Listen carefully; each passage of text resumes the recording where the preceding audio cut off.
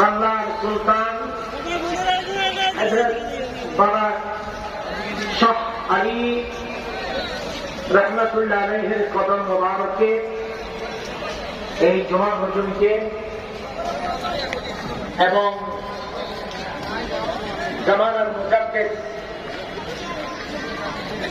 খাজা বাবা দুর্গাগী হুজুর কিবলা জানের শুভ আগমন উপলক্ষে নূরানী আদিবসার মাহফিলে সেগুলি ওলামায়ে কেরাম আশিক রাসূল সাল্লাল্লাহু আলাইহি ওয়াসাল্লাম আরবের আমার নাম বলেন আসসালামু আলাইকুম ওয়া রাহমাতুল্লাহ। আমি সংক্ষিপ্ত কথা বলবো আজান পর্যন্ত। আপনারা কেহ উঠবেন না, যদি ওঠেন আমাকে একান্ন দেখাবে, আমি ভাবমতো কাজ করতে যাবে আর যদি করে যান দিয়ে আমি বিড়ি খাওয়া পাঁচটা করে চিনি যাবে। হাত উঠান, হাত উঠান, কে কে বিড়ি খান দেখি। আমরা কেউ খাই না, সবাই বলুন আলহামদুলিল্লাহ। হচ্ছে না আরো জোরে।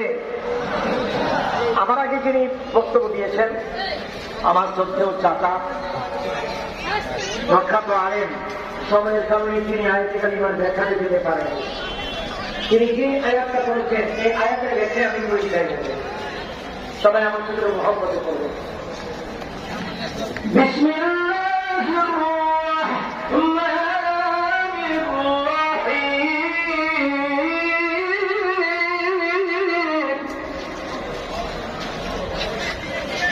قل إن كنتم تحبون الله فاتبعوني يحببكم الله ويغفر لكم ذنوبكم والله غفور